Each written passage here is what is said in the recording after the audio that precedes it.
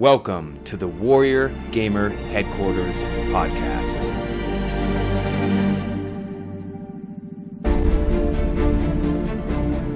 Lieutenant Colonel Ken Crigliano, your co-host.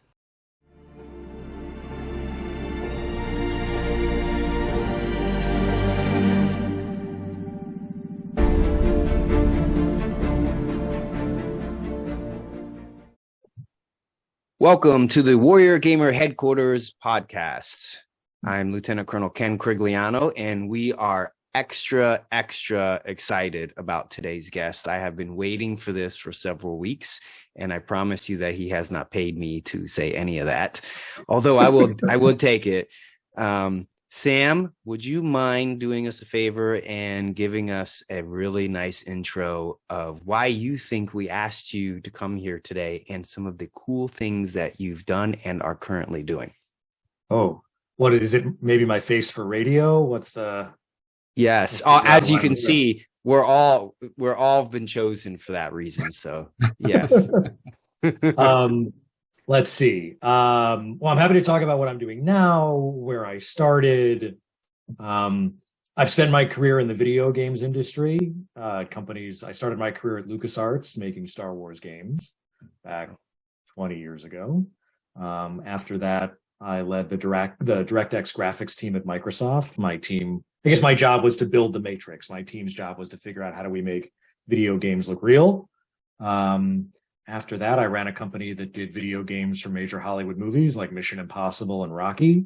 And now I run a company called Level X that makes video games for doctors. Is that it? Is that all you've done? Or did you have a little bit more? I have hobbies. Yeah, tell us about tell us about some of your hobbies, and tell us also, it seems like you've been drinking from the fire hydrant for 20 years professionally, and it takes probably an immense amount of discipline and focus and commitment. And part of that is a lot of like offline, or what we call military off-duty activities. So if you can, please do share that. Oh, sure. I'm very lucky. My career, I've gotten basically, how everyone says, like, figure out your hobby and then make that your career. Like, I've done that throughout. I even started, I studied engineering in college, but I did animation as a hobby since high school. Like, starting like the year Toy Story came out, I was like, I've got to do this. And I, did animation as my hobby. And even though I graduated in engineering, my first job, I was hired as an artist. I submitted my reel of, animations that I had made as a hobby to Lucasfilm, and ended up getting a job in the games department, literally flying cutscenes for, Star Wars Episode 2 video games. My job was to fly spaceships for a living. And then throughout, even this, Level X was started, basically, I made a game as a favor to my father. And it ended up taking off like crazy. And, to train anesthesiologists how to do fiber optic intubation. And that was the motivation for starting the company. Excellent. And some of the activities that you do outside of that to sort of maybe de-stress or recharge? Biking. Yeah. I used to run, but, now I bike, and I find, like, with kids and everything else, there's not a lot of free time. So what I try to do is I try to combine the workout and the commute. So, I bike to work and back. So it takes about an hour each way. Other than that, like, I have a lot of creative pursuits. So I'm always like playing around with stuff, 3D printing, hydroponics. I do a lot of art with the kids. So just always exploring new technology. I've been playing around a lot with AI art recently. So I'm always toying around with the latest tools and technologies. I played around in computational genomics. So I find, like, I'm always, like, I'm very curious. And so I always want to explore, things that I find interesting, and that leads to interesting hobbies, which ends up leading to interesting jobs. So do you think that being intellectually curious is not only in itself rewarding and fulfilling, but also recharging and not so much as a tiring activity?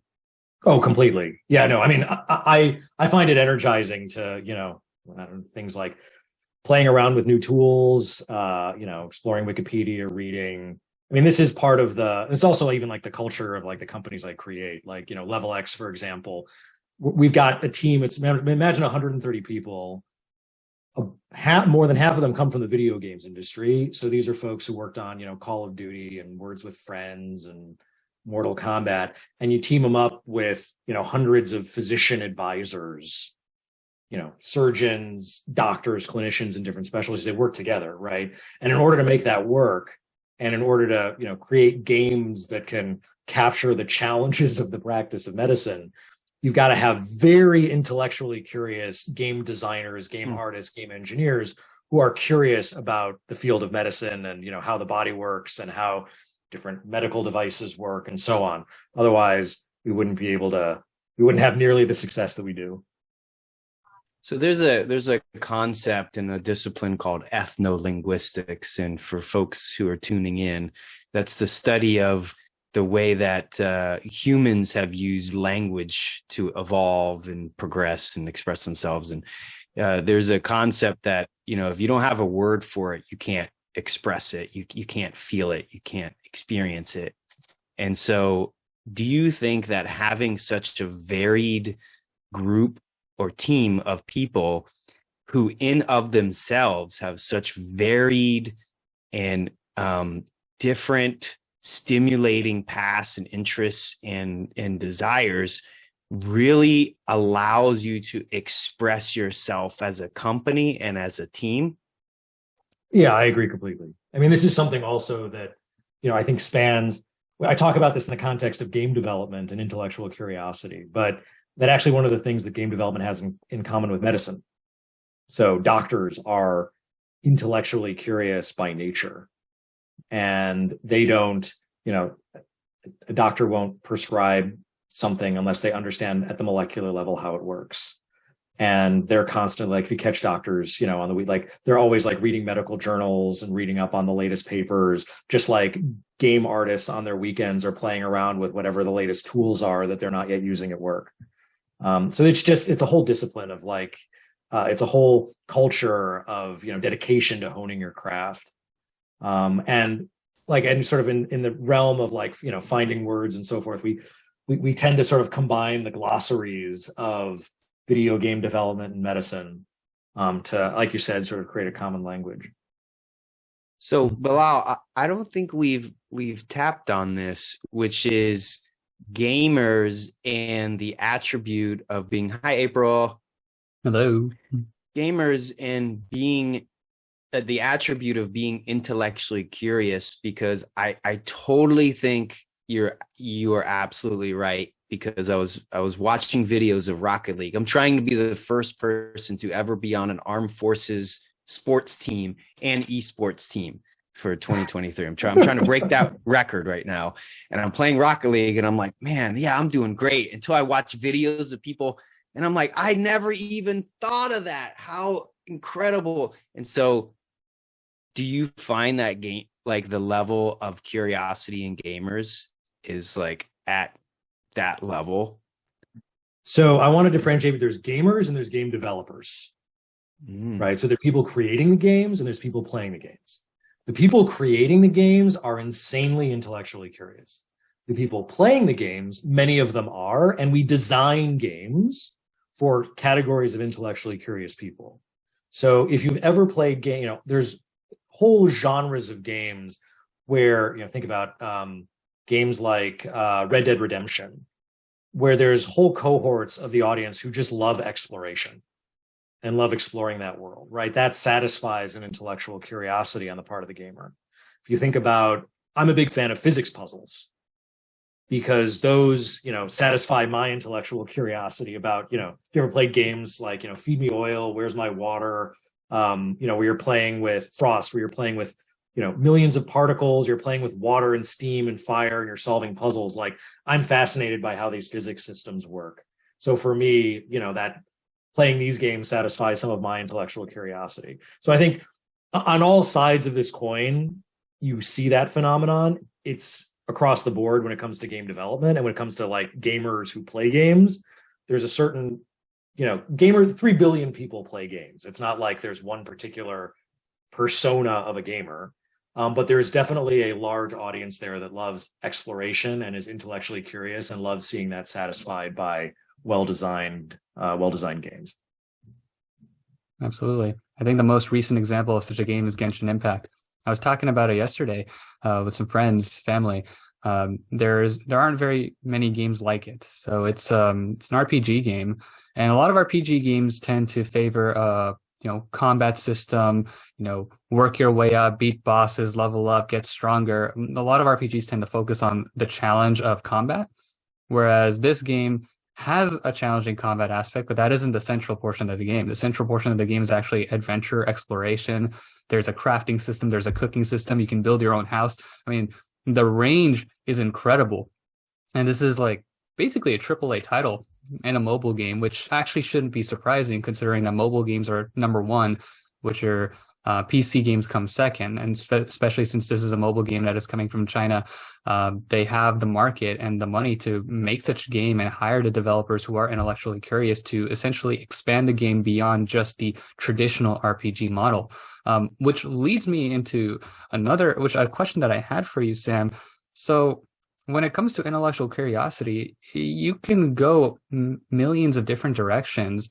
How is it that you came across, medicine as an intellectual curiosity? And what made you think, oh yeah, I should make video games for medicine? It's not a first thought for many people. Yeah, well, I have to say, so like I say, I'm very lucky that my hobbies have turned into, my day jobs. And so I would love to take credit for this and say this was all some, grand idea I had. But actually the company was founded by accident. So I've spent my career in games, and essentially, I think I have some imagery here. This has made me, the disgrace of my family because I come from a long line of doctors. My grandfather was a famous doctor, both my parents, my wife, aunts, uncles.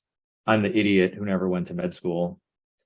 To show you how bad it got. So in 2006, I accepted a technical Emmy on behalf of my team at Microsoft for pushing the cutting edge of interactive entertainment. That's me. I was much younger then. It's Jensen Huang, the CEO of NVIDIA. And I called my parents to be like, hey, I'm accepting an Emmy. It's not the Emmys they show on TV. It's the technical Emmys. It's the same statue, different event. And so I'm like, hey, I'm going to, red carpet. It's like a big deal. And my dad answers the phone. I tell him this. He had no heads up. Dad, winning this award. Without skipping a beat, he goes, Sam, that's very nice. But in this family, we only recognize Nobel Prizes. He goes, you're not yet 30 years old. You can still go to medical school. I'll pay for it. Wow. He's an anesthesiologist. It's the world I come from. So in 2012, he gives up. He says, all right, Sam, you're too old to go into medicine. So at least put all this gaming nonsense to good use. Make me a game to train my colleagues to do a fiber optic intubation. It's this tricky procedure. We only do it on rare, difficult patients. So even experienced anesthesiologists struggle with it. Can you just make me a game to train them how to do this? And, I don't want to drag anyone to a training center. So can you just make it so it runs on their phones?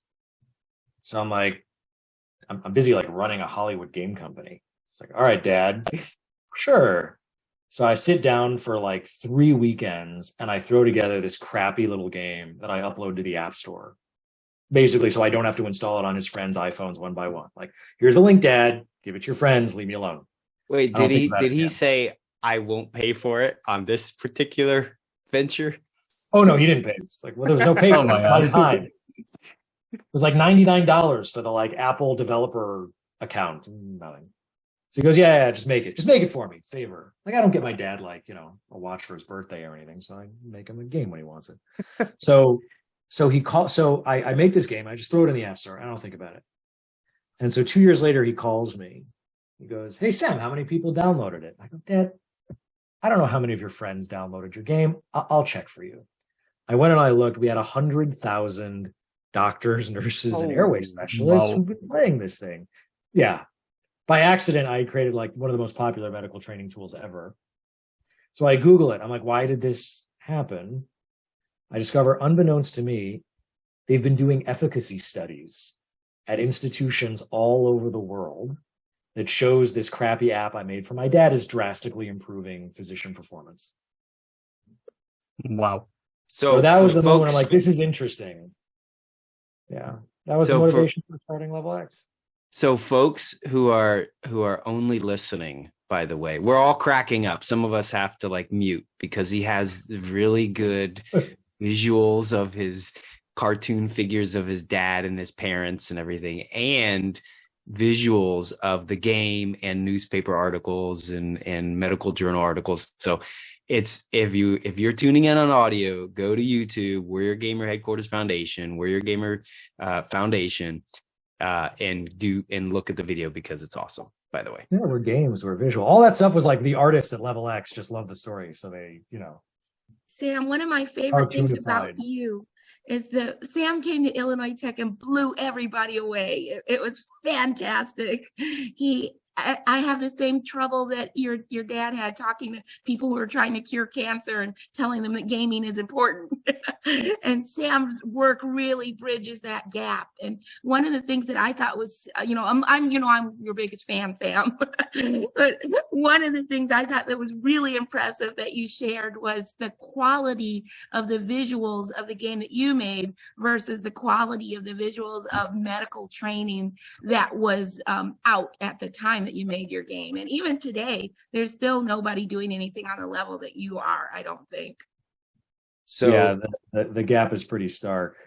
So this is great because I actually got to talk with Sam for like a very nice long time, and we went over the website and the games and everything. And I will tell you, I'm on the President's AI Council, Quantum Councils, Air Force AI. I see the highest tech in the world, and I was blown away by what they were doing. So I asked Sam to preload some web pages and videos and everything to kind of show some folks today. Would it be a good time to kind of like gin that up based upon April's comments? Oh, sure. What do you want to see? I mean, we could do, what do you want to do? Like where you and I do surgery together over Zoom? You want to do like we can do some like really bloody, gory surgery. What are you in the mood for? Yeah. So I want to see Bilal try to do that. What is that, polyp removal thing or whatever? We can do that. Oh, well, so why don't we do this? Why don't Bilal? You're a physician, yeah? I'm second year med student, actually. Second year med student. All right, so fine. So let's do some surgery together. Bilal, do you have a phone with you? I do. Yes, it's kind of back there. All right, go grab it. Yeah. We're not messing around. We're doing surgery. So I think that you can turn the screen on. Well, here's what we'll do. So, all right. So, Bilal, I'm going to throw a QR code behind me. Okay. And I want you to just snap that. Just Bilal, no one else. Just Bilal. I want you to snap that on your phone. Hope I don't get absolutely slammed. If any doctors are watching this, I picked an easy one for you. I'm not going to embarrass you. Okay, are they going to have me do like are they going to have me close? Oh, you're in. All right, beautiful. All right, so you see this on your phone, right? Yes. Okay, perfect. Okay, everything I'm doing here is streaming live to your phone. So here on my mouse, I'm placing my retractors. I'm opening up my patient. This is fully simulated. I can actually control the elasticity of the tissue, like how much it bounces back. So Bilal, I open the patient up here on the right. I want you to open the patient up on the left. Okay, I would, but the problem is it just kind of, I have to reload the website. I promise I'm not trying to get out of this. Okay, here we go. Excuses. And then we pull on the right, or maybe it's just my phone. You have like a really bad internet connection? It's been a problem lately. I won't lie. Yeah, you're not even in here. Yeah, no, say I'm in, and then it just gets me out. This isn't the fault of Level X, by the way. This is my fault. Ken, you want to jump in here? I'm taking over. The patient is on. Oh, I pulled it open. Yeah. Oh, there you go. We got it. All right, good. Yeah. We'll keep going. We'll keep going so everybody can see it. Because you want to see. All right. So I'll place the cut guide, and then I can adjust the angle. And then here, Bilal or Ken, you go ahead and just drag that in. Ken, that's all you. Oh, or maybe that's me, actually. Did you want to do it? Go ahead. Okay. There you go. Just drag it. It'll stop at the femur head. You can't screw it up. Don't worry. All right, good. Okay. So what's happening here? So I'm in Chicago. Bilal, where are you? I'm in California. You're in California. Ken, where are you? DC. DC. So we're spread all across the country, and the three of us are doing surgery together on a virtual patient simulated in the cloud. Now, notice you guys, like, there's no app to install. There's no download, right? You're doing this on your phones. What, iPhones, Android? What do you guys use? Android. Android. Okay. I'm doing this here in my web browser. And so you can just run this anywhere. This is cloud gaming tech. This is the same tech behind like PlayStation Now and like Microsoft Cloud Gaming.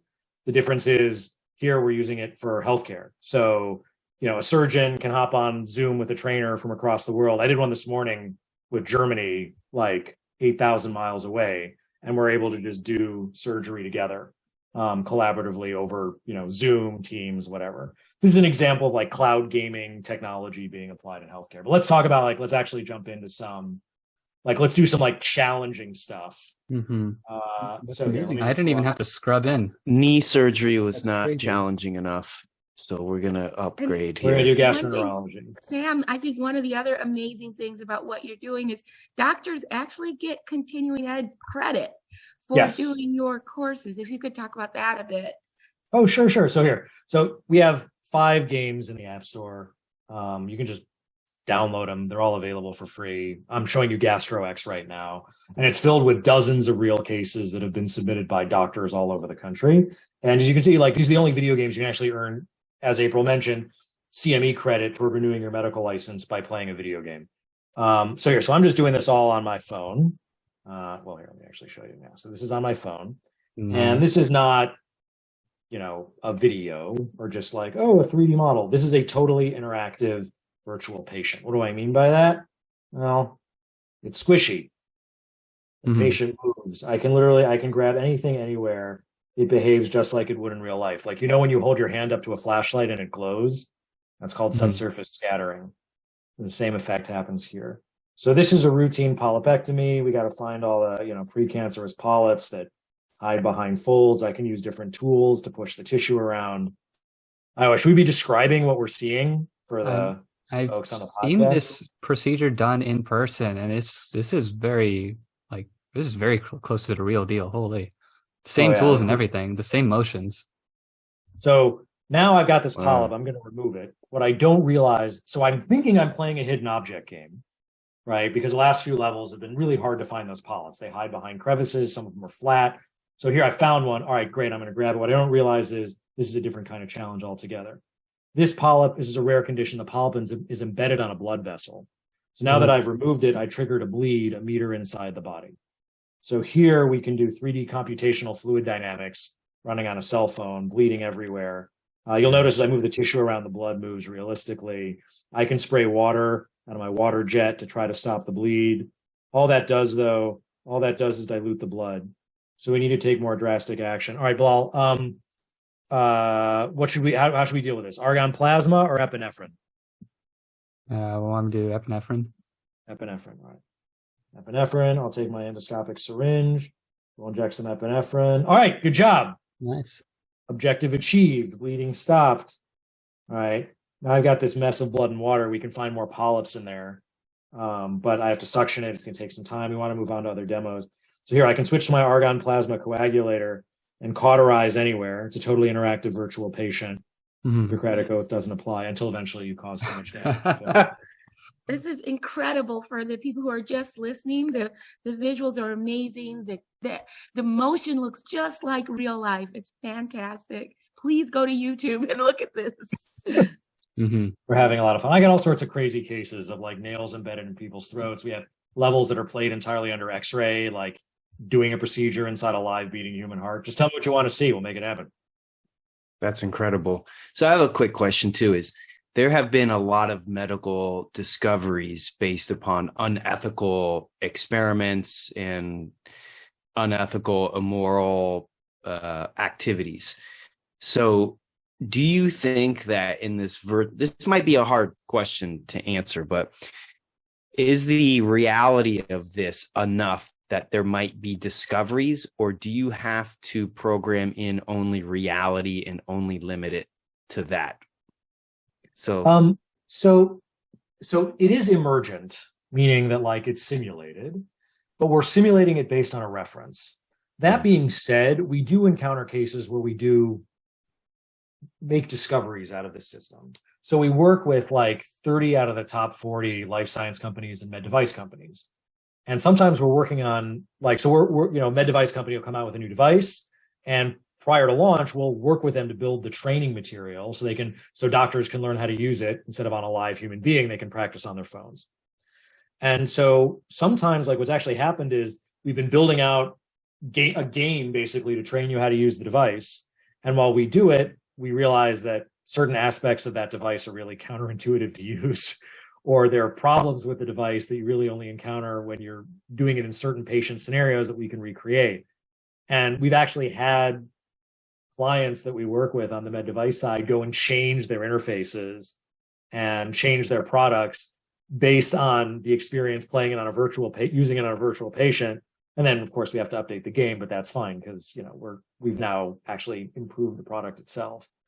On the other front, a lot of training for medical professionals happens on live patients. True. It's not out of malice. It's simply because there's no other way to learn. Like doctors and other medical professionals are just not given a better way to learn than through practice on live patients. And there's obviously there's trade-offs there. And one of the benefits that we can bring is you can develop those skills, on a virtual patient that can present all those weird, rare scenarios you might have to see 500 patients in order to encounter. And you can sit down for an hour and go through 50 of those, go through 8 lifetimes of difficult cases in an hour and really, level up your skills. Level up. It's good. Yeah, that definitely facilitates the learning process a lot. Like I'm thinking about, a lot of the med students, residents that tell me about, I had to try this procedure on a patient for the first time. The doctor had a hard time teaching it to me, and I may have almost made a mistake, and et cetera, et cetera, et cetera. There's just a lot of miscommunication, a lot of errors, a lot of stress that can come off of this, and that can definitely hinder the learning process altogether. But I definitely see this as one such solution to that. It's also really fun. It was just a brief experience with it, but I really enjoyed it, and I can definitely see a lot of applications for it. For me, at least, as a second-year med student, of course, I don't know a whole lot. I'm just building foundations at the moment, but I can see similar technology being used to teach, basic clinical medicine. Perhaps even, maybe I'm just imagining things, but even at an undergrad or a high school level, you could teach very foundational medicine with this. Or if AI technology gets really, really advanced, you could potentially simulate, psychiatric patient encounters with it. Could you imagine that? I'm imagining that, but I wanted to hear from you. We do that already. Ooh, okay. So a couple of things. So trying to think if I can pull up an example, but basically, so we do, all right, so a few topics. So one, we obviously, like, our games are played by medical students, but our target is practicing doctors and medical professionals. So we have 1 million medical professionals playing our games on mobile. And like April mentioned, like, we focus on CME, so it's focusing on practicing clinicians. When it comes to you talked about patient dialogue. So one of the challenges that we talk about, capturing the challenges of the practice of medicine using video game mechanics. And sometimes those challenges are the obvious challenges are surgical ones, right? Like, how are you going to deal with that bleed? But a lot of those challenges are cognitive. When you think about the challenge of diagnosing difficult, a rare disease, that's a puzzle game. When you think about managing a difficult patient with multiple comorbidities, where different treatments have different side effects, that's a strategy game. And when you think about, one of the challenges that doctors face is how to have a conversation with the patient. If it's, a psychiatric example, it's like, okay, how do you determine if this patient is at risk? How do you determine if this patient's potentially suicidal? How do you determine, really, like, how is this disease affecting this patient's quality of life to make the determination of whether or not you should put them on a treatment that might help but might have severe side effects? How do you convince patients to take a vaccine, right, if they're hesitant? These are all things that go to bedside manner. and go to strategies that you can employ in conversations to get the information that you need, and also get patients to follow the to actually adhere to what you're doing.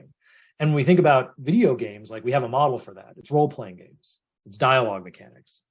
And so we build out all sorts of games, sometimes where there's really very little visuals at all, but the game mechanics play like, a dialogue mechanic you would find in a role-playing game. It's like, okay, patient says this, here's your 4 options of what you can ask next, and we score you based on whether you reveal the information, or if you asked a question that's too personal too quickly, the patient might lock up, and then you got to start the whole thing over again. Damn. Yeah, that is super interesting stuff. The applications definitely, this could really revolutionize the whole educational sphere for medicine. I really like this. Yeah. So I have on a couple of our podcasts, we talked about the level of competency across disciplines. So, we were talking about the greatness scale across disciplines. And so, it's commonly accepted among many professionals that soccer, World Cup players are just like the best athletes. You have to compete with everyone in the world. NFL, you only compete with basically, folks in America, and the pool is lower and everything. And when we talked about gaming, they're all over the world as well. And some of the best gamers are just incredibly good. When you have dealt with the medical community, and you probably have to toe a little bit of a line here, but when you deal with doctors and how good they are at what they do, where would you rate the absolute incredible proficiency of them with respect to maybe athletes and gamers and some other folks or disciplines that people are more familiar with, actors and all that stuff? Oh, it's incredible. Have you ever seen an expert surgeon in the operating room? You can't even see the fingers.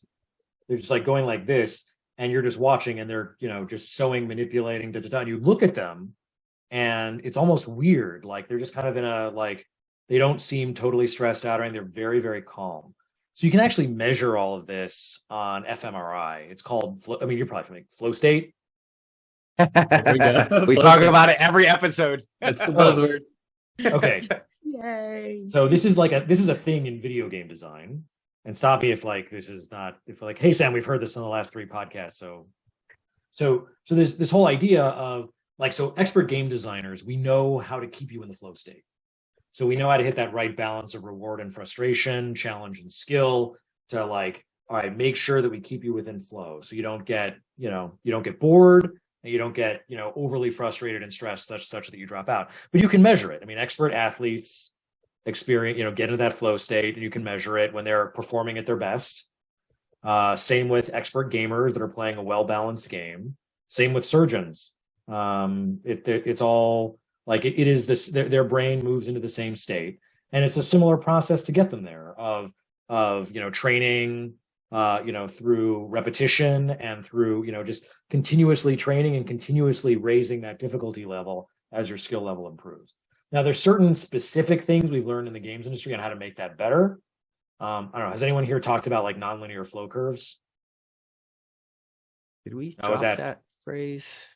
I don't know. You may have to. All right, this is okay. We'll use example. Tell me. All right. So we'll use this example. So, so this idea of you keep making the game harder as the player gets better. What we've learned in the games industry is, yes, you want to do that, but you don't want that line to be too smooth. And so, example, Halo, right? Halo, what basically happens through the game is you're continually getting new weapons, and as you get better weapons, the enemies get stronger and more difficult to kill. And that's how they keep you in the flow state. Now, but what they learned is you don't want to have both things happen at the same time. So instead of you get a new weapon and then immediately over the next door, now the enemies are that much stronger. No, that's not how they do it. They give you unlock the new weapon, and they let you enjoy a level or two of just mowing down the bad guys, right? And only then do they make them harder. And what they realize, they call this nonlinear flow channels, nonlinear flow curves. They discover that having that sort of nonlinearity actually makes it way more rewarding. And so we use tools like this even when we're making games at level X. Like we're going to, you're dealing with a sequence of bleeds that get more and more difficult. Like we might, you might unlock hemoclips or, argon plasma coagulator. And, then you unlock hemoclips and you're able to use that on the next, rounds of bleeds. You might not even need it, until the bleeds get harder and you have like a crazy Delafoy lesion where you need, multiple hemoclips. So we do it the same way, except instead of weapons, it's tools and treatments. It's pretty amazing. So when Gladwell made his splash with the 10,000 hour rule, which I believe was later debunked, but do you think that what you've introduced to the world will bring us higher levels of competency and expertise in the medical community and in particular in surgeons, just simply because they can go on their phones or at home and do the same thing over and over and over again? Yeah, so that's in fact, we've demonstrated it. So those efficacy studies they did on that game I did for my dad was just the beginning. Every game we've built at Level X, we're continually doing efficacy studies to show that the knowledge and skill transfers over and it improves performance. The thing that gets me really excited is that this idea that so what differentiates that expert, right, who's done however many, call it 10,000 hours, however you want to measure it. What differentiates the expert from, let's say, the novice or even the average the average player or surgeon?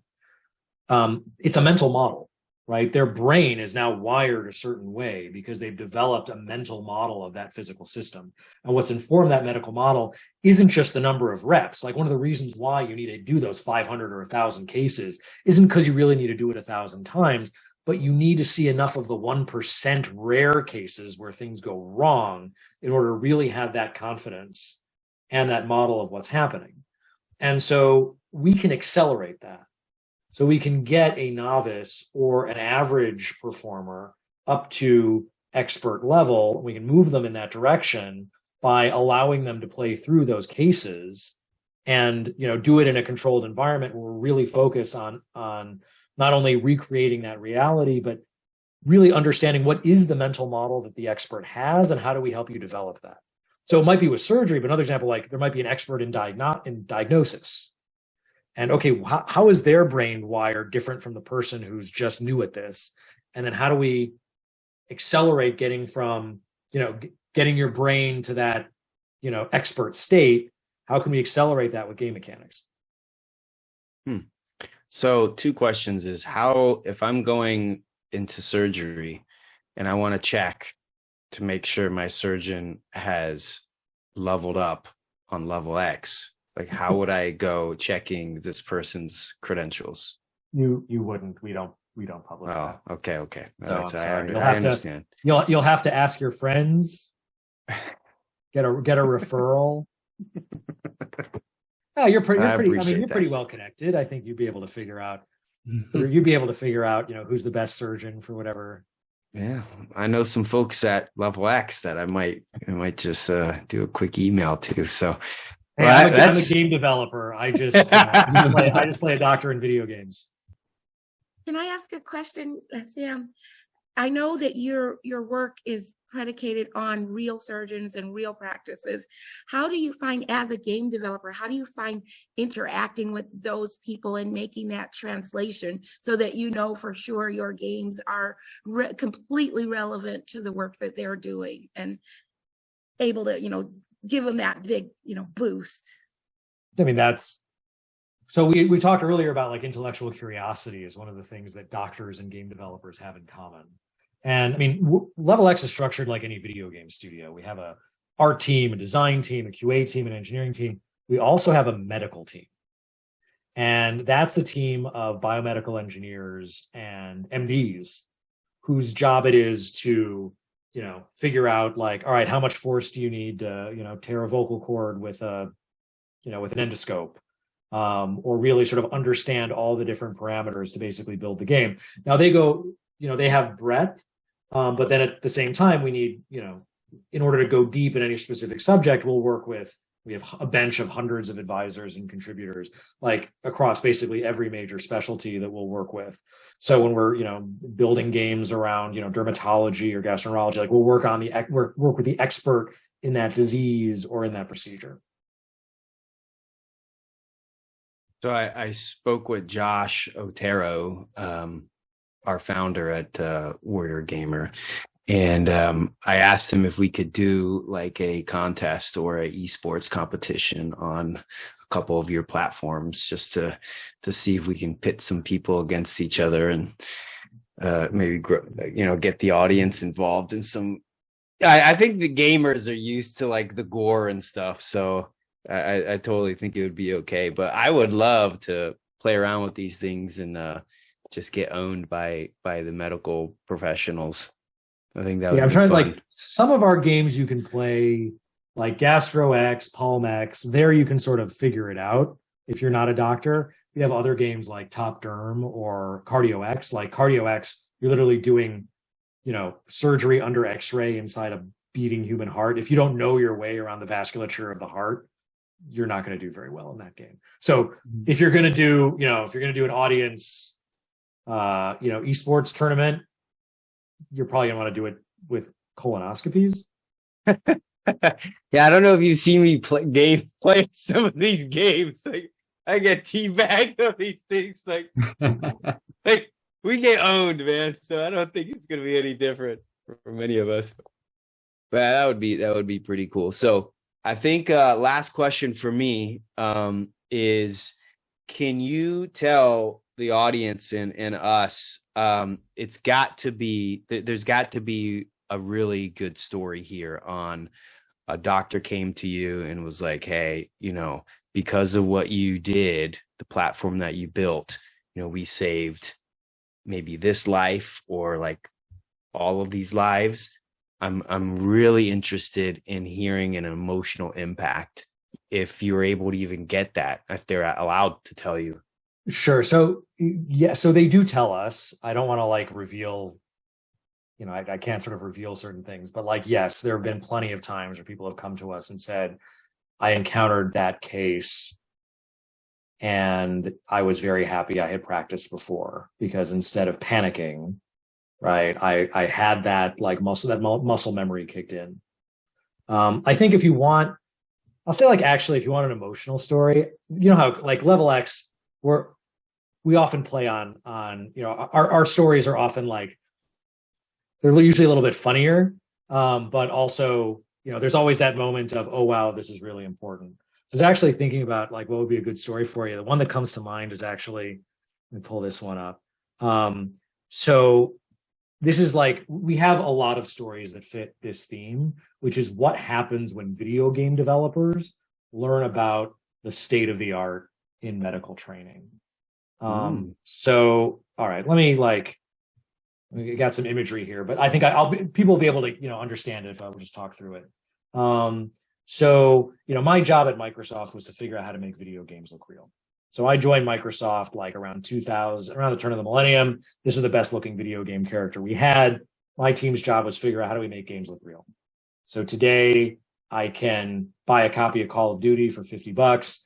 I can, have a dozen soldiers on screen, explosions, animations, physics. I can zoom into the eye of one of the characters, and this is what it looks like. Mm-hmm. And I like to contrast this to the state of the art in medical training. Like, let's sit down in front of a $250,000 eye surgery simulator. And it looks like it fell out of a gumball machine. I don't know. For those of us who play video games, this is like straight out of, 1992? Right. Maybe 1994. It's terrible. And not only can this doesn't look real, it can't capture the rare, difficult, unforeseen scenarios that you would normally encounter. And we keep seeing this. It's just simulators that look terrible. And the challenge that you run into as well is they're inaccessible.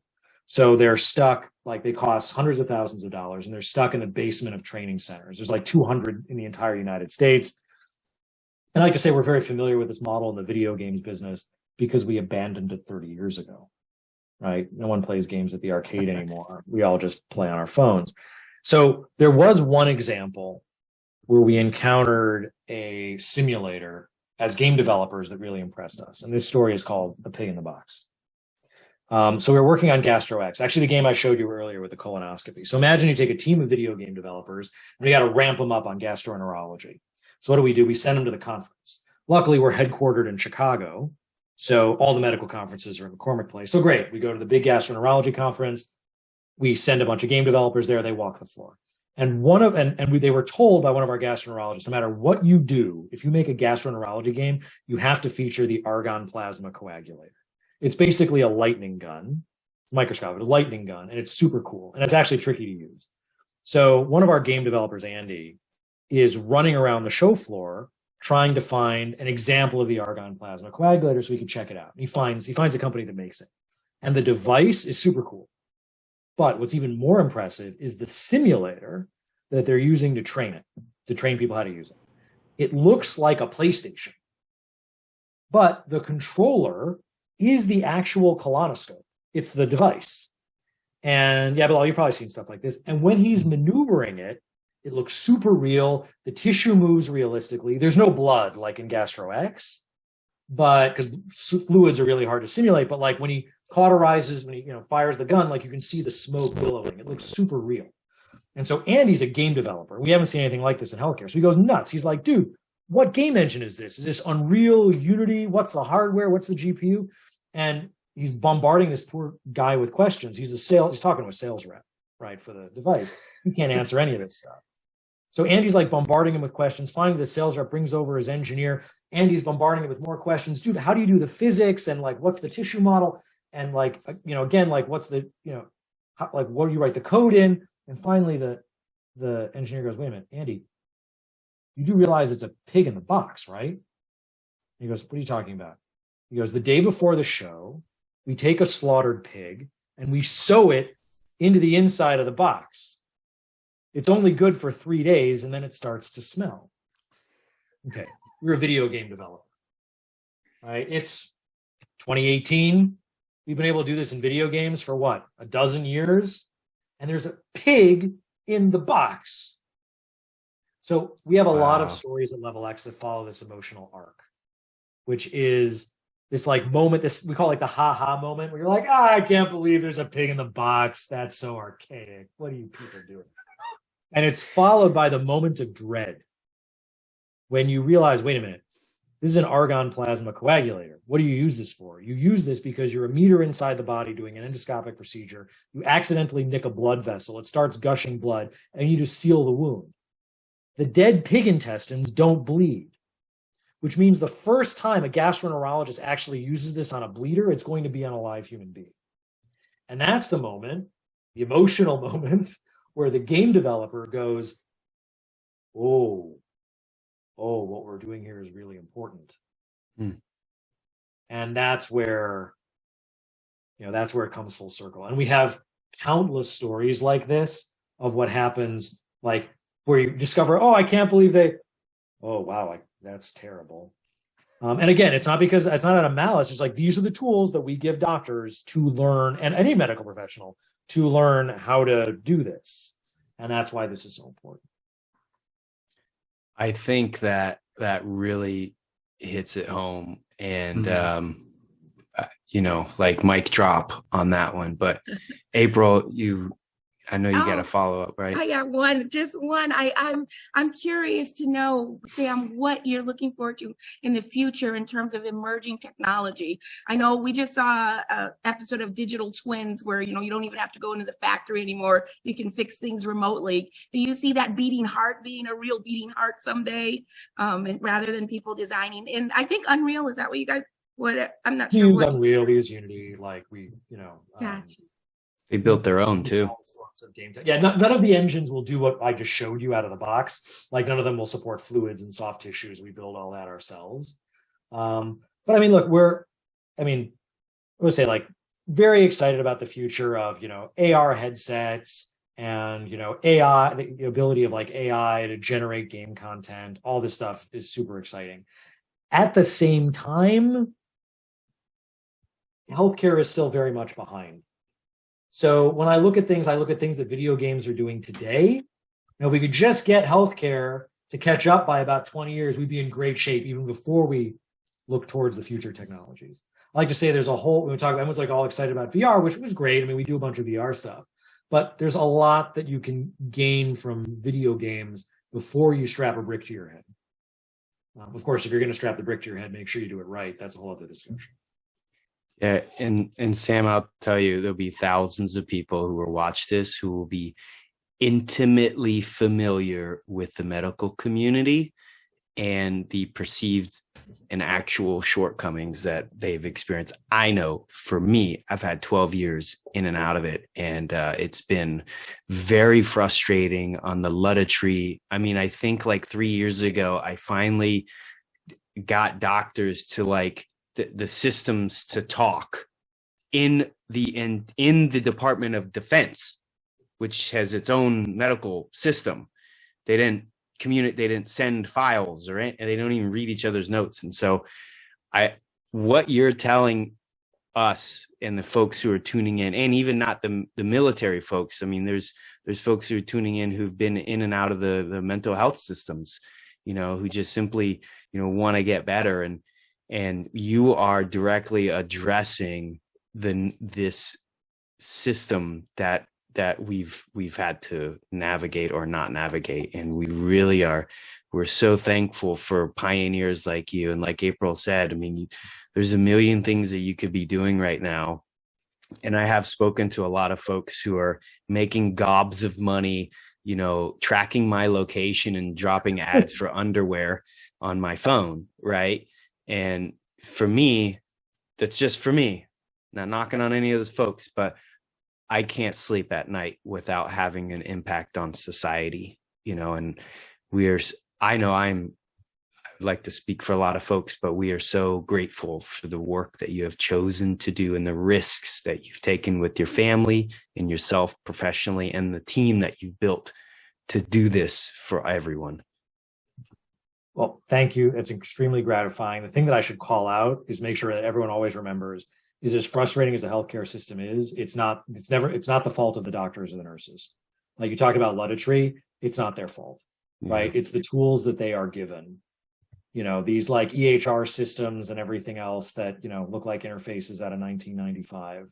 And that's where, I think the big opportunity is to take people who come out of industries like games and other ones, right? People who've built great user interfaces and things like that, and put them on some of these problems. Because I think ultimately, if we could just, enable doctors and nurses and other medical professionals with the right tools, they will do great things. I mean, they're the ones that are taking the crazy risks, like physically risks, like they're the ones that are exposing themselves to, pandemics and things like that. So, we're just excited to be able to serve and support them.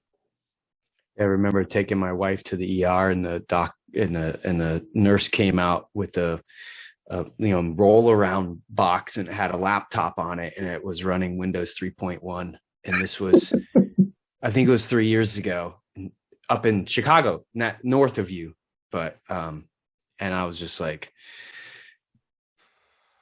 that's frustrating. That's what we got. Yeah.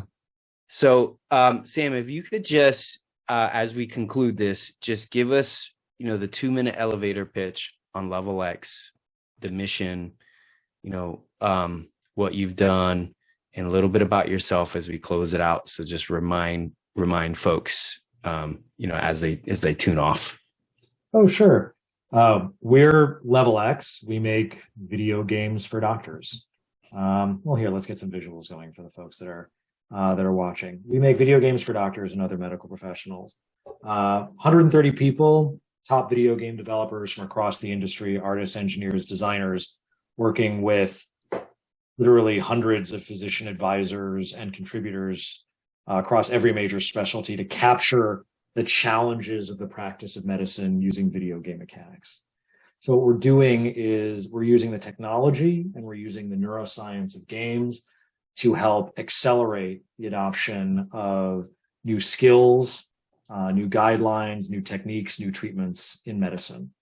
We have over 1 million medical professionals playing our games, earning continuing medical education credit while they cut, cauterize, inject, diagnose on a broad range of virtual patient scenarios, We're working with, like I said, 30 out of the top 40 life science and med tech companies, as well as major medical societies. And we're also working with NASA and the Translational Research Institute for Space Health and others to use all of this technology to help train astronauts to deal with medical emergencies on deep space missions. Yeah, I'd love to see how you do a microgravity training session on this surgery. We'll do that next season. Oh yeah. That's awesome. That's awesome. Well, thank you so much. Any save rounds from the team? I just want to just reiterate your thanks. This is noble work.